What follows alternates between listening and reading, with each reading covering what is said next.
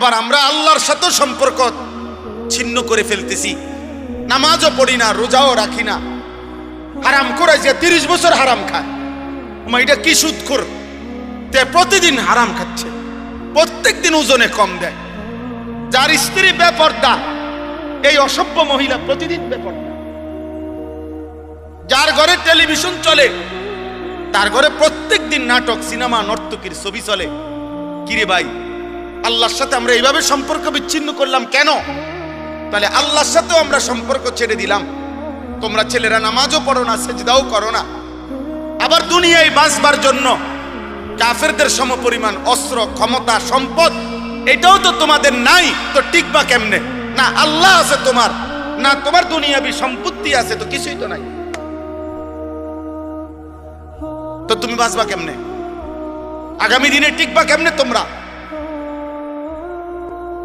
আগামী দিনে টিকবা কিভাবে? কি মনে হয় ইসরায়েল ফিলিস্তিনের সমস্ত মুসলমান হত্যা করলে আর কারো উপরে আক্রমণ করবে না? তো কথা বলে না কেন? না না না, আর করবে না। এরা বলে দিছে যে শুধু আমাদের ক্ষোভ শুধু গাজার মুসলমানের উপরে, বাকি সব মুসলমান আমাগো বন্ধু। তাহলে বলো ভাই, বলো। এই জন্য দয়া করে, আমাদের আল্লাহ ছাড়া কেউ নাই। আমাদের খবর, আমাদের কথা শুনবার মতো আমাদের আল্লাহ। আমাদের খবর নেবে একজনই, তিনি আল্লাহ, তিনি আল্লাহ। আমাদের দুনিয়া শেষ না, আমাদের মৃত্যু, আমাদের কবর, আমাদের আখিরাত, আমাদের হাসর, এটা আমাদের মূল টার্গেট, মূল টার্গেট।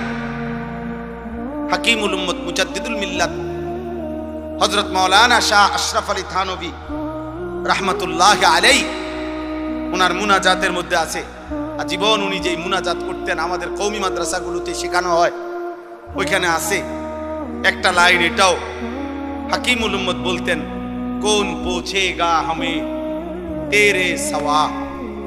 আয় আল্লাহ, আপনি ছাড়া আমাদের কথা জিজ্ঞাসা করে কে? আমগো খবর নেয় কে? আমগো খবর নেয় কে? ইসরায়েলের ওই প্রধানমন্ত্রী নেতানিয়াহু দুনিয়াবি কোন দেশকে, কোন সংস্থা, কোন সংঘ কাউকে পাত্তা দেন।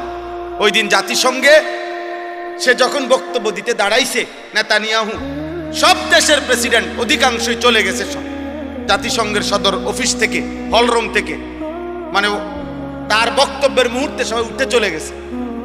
এখন আমি মাত্র ওয়াজ করতে বইলাম, আর আপনারা যদি সব উঠটা জানগা আমার দেখা, তাহলে আমার কাছে এটা প্রেস্টিজে লাগবে কিনা? কথা বলে না কেন? আমার লজ্জা লাগবে না যে এটা ইন্নারিল্লাহ, আমার এটা করলোটা কি? এত বড় বেইজ্জতি আইন না?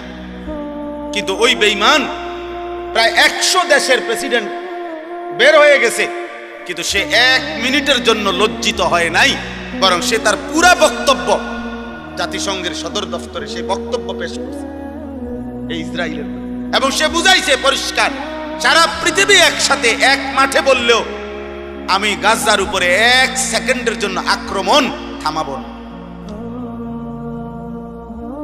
থামাবে না বলছে।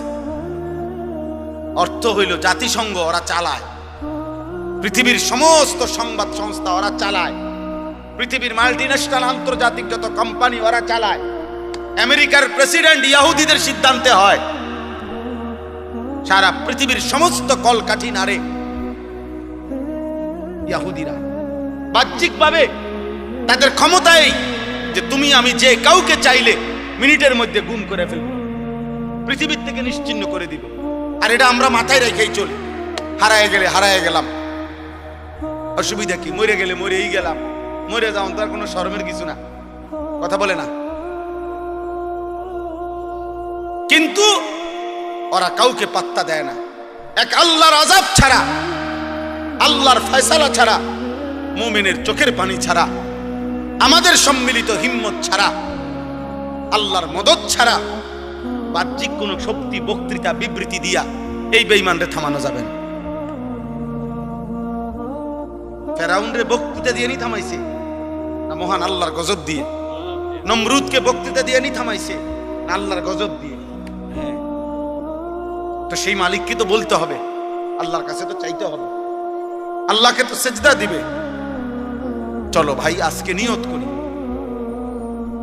আমরা সবাই দিল থেকে আমাদের মৃত্যু, আমাদের কবর, আমাদের আখিরাত, এটা আমাদের মূল বিষয়। সবাই মিলে নিয়ত করো। কিশোর ছেলেরা, আমার আশা ভরসার এক কেন্দ্রস্থল, নওজোয়ান, তোমরা সিদ্ধান্ত নাও, এমনটা কইরো না বাপ। নিজেদেরও ক্ষতি হবে, ইসলামেরও ক্ষতি হবে, মুসলমানদেরও ক্ষতি হবে বাপ। তুমি আল্লাহ চাহে তো তোমাদের যাদের বয়স 16, 18, 20, 22 বছর, বাবা তোমরা তো আল্লাহ চাহে তো বিয়ে করবা, আল্লাহ যদি হায়াত দেয় তো, আল্লাহ যদি দেয় তোমাদেরও সন্তান হবে একদিন ইনশাআল্লাহ, আল্লাহ যদি বাঁচায় তোমাদেরকে। তুমি ভেবে দেখো বাপ, আগামী 20 বছর পরে যদি তুমি বা তোমার পরিবার, বংশধর, সন্তানের নিরাপত্তা না থাকে, কি হবে বাপ? গুনাহ তো আযাব টেনে আনে। কোরআনুল কারীমে আছে কিনা, আল্লাহ এটা বারবার বলছে কিনা? আমাদের সমস্ত আযাব গজব দুনিয়াতে যা হয় কিসের কারণে? গরু ছাগলের গুনার কারণে। কার গুনাহ? কার গুনাহ বলেন না? মানুষের।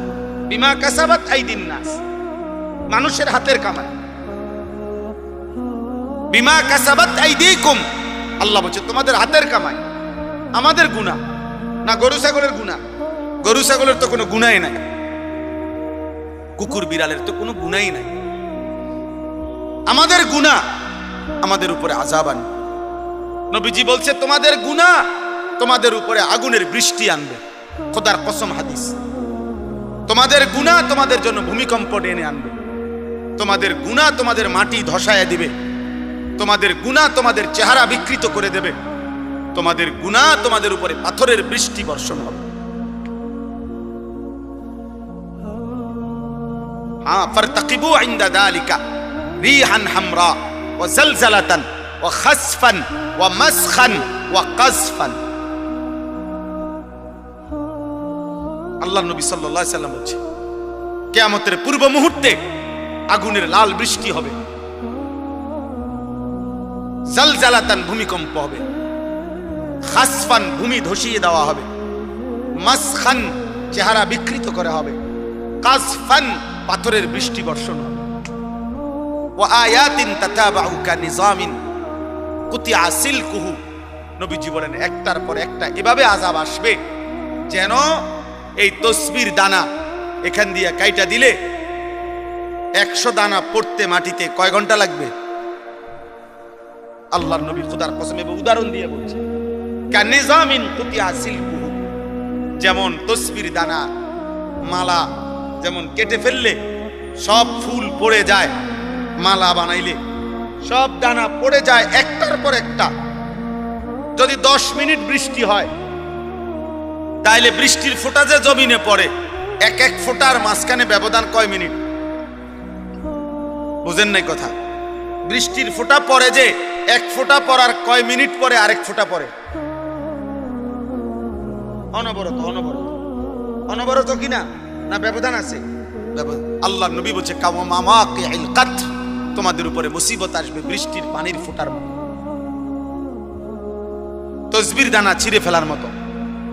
কাকিতাইল লাইলিল মুজলিম, এগুলো সব কিয়ামতের পূর্বের কথা। এটি হয়ে গেছে এই যে কথা না, নূহ নবীর জমানার কথা বলেন। নবীজি বলছে অন্ধকার অমাবস্যার রাত্রির মতো তোমাদের উপরে মুসিবত আসবে, কিছুই খুঁজা পাইবা না। কি করা উচিত? আল্লাহর নবী বলছে ইউসবিহুর রাজুলু মুমিনান ওয়া ইউমসি কাফিরান, সকালবেলা থাকবা মুমিন, সন্ধ্যা হয়ে যাবা কাফের। সন্ধ্যায় ছিলা মুমিন, সকালে হয়ে যাবা কাফের। আল্লাহর নবী সাল্লাল্লাহু আলাইহি সাল্লাম এক সাহাবী হুযাইফাকে বলছিলেন, হুযাইফা যদি কোনোদিন আল্লাহর পথে চলতে গিয়ে কাউকে খুঁজে না পাও, তাহলে একা গাছের শিকড় গোড়ালি কামড়াইয়া ধরা একা হলেও দ্বীনের উপরে থাকি। ওয়ালাউ আন তাআদ্দা বিআসলি শাজারাতিন হাত্তা ইউদরিকাকাল মাউত ওয়া আনতা আলা যালিক, মৃত্যু পর্যন্ত। আমি অনুরোধ করলাম, আমরা বলার চেষ্টা করছি, আমরা তোমাকে বুঝাইবার চেষ্টা করছি। আপনারা যারা বাবা আছেন, অভিভাবক আছেন, আপনারা আপনাদের ছেলের প্রতি যত্নবান। খাট পালং আর সোফা আর ফার্নিচার, বিল্ডিং আর ইট, টাইলস আর বাথরুম নিয়া এত ব্যস্ত হইয়েন না। 1000 বছর যাবত, লাখো বছর মানুষ টাইলস ছাড়াও ঘুমাইছে বাপ, ইমান ছাড়া যেন না ঘুমায়। মাটির বিছানায়ও ঘুমাইলে কিছু হয় না রে বাপ, কিন্তু সেজদা ছাড়া ঘুমাইলে বিপদ হবে রে বাপ। আপনার ছেলে যদি মাটির বিছানায়ও ঘুমাইতো অসুবিধা হতো না, যদি ফজরের নামাজ পড়তো। আর লাখ টাকার যদি পালঙ্কেও ঘুমায় অথচ ফজরের নামাজ পড়ে নাই, তো বিপদ হবে আপনারও, আপনার ছেলেরও, মেয়েরও, স্ত্রীরও।